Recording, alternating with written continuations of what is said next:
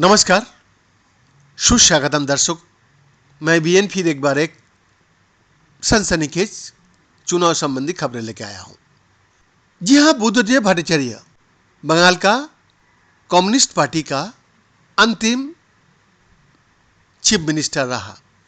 जी हां, हाल ही में बुद्धदेव भट्टाचार्य को कई बार गंभीर शारीरिक स्थितियों का सामना करते देखा गया है।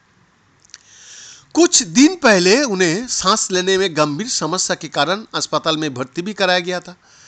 उम्र बढ़ने से जुड़ी कई तरह की समस्याएं उनका बार लपेट गया है। वोटिंग की सूरत में बुद्धदेव जी मैदान में लेफ्ट उम्मीदवारों ने भी और उन लोगों को जिताने का अपील भी किया है। एक वीडियो संदेश में उन्होंने कहा, याद रखें, भाजपा का विकास केवल तृणमूल काल में ही हुआ था। उन्हें हमारे देश और राज्यों को बर्बाद करने का मौका मत दीजिए। लेकिन शारीरिक रूप से नहीं, कृत्रिम बुद्धिमत्ता द्वारा बुद्धदेव भट्टाचार्य की प्रतिकृति बनाए गए थे।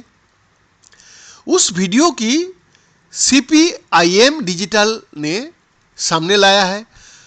वहां बुद्धदेव का एआई मॉडल बीजेपी तृणमूल के खिलाफ एक साथ हमला बोलता नजर आया।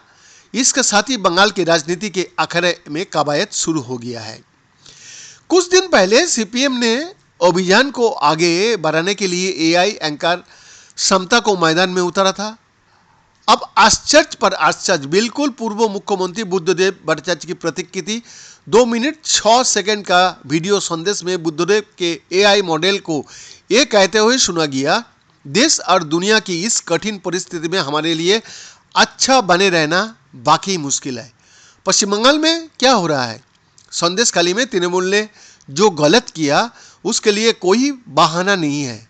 राज्यों में रोजगार नहीं है, महिलाओं का सम्मान नहीं है, राज्य भ्रष्टाचार का आखड़ा बनता जा रहा है। हम राज्यों को सुंदर बना रहे थे।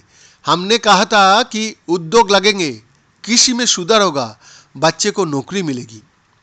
बीजेपी तृणमूल पर एक साथ हमला। उन्होंने कहा, भ्रष्ट भाजपा केंद्र की सत्ता में बैठी है।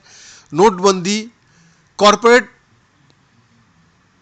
प्रपंच, अब चुनावी बॉन्ड जैसा भ्रष्टाचार, अर्थव्यवस्था खस्ता हाल है। याद रखें कि तृणमूल काल में भाजपा का विकास हो रहा है।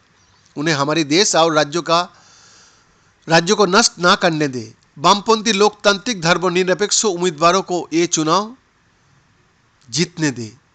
आगे की लड़ाई, ये लड़ाई लड़ी जानी चाहिए, ये लड़ाई जीतनी चाहिए।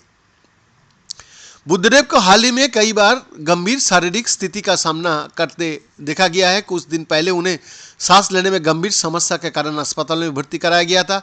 उम्र बढ़ने से जुड़ी कई तरह की समस्याएं उनका ऊपर लागू है। ठीक होकर घर लौटने का बाद भी अब वो राज दरबार में नजर नहीं देते। हालांकि वामपंथी कार्यकर्ताओं और समर्थकों में अब भी उन्हें लेकर जबरदस्त उत्साह है।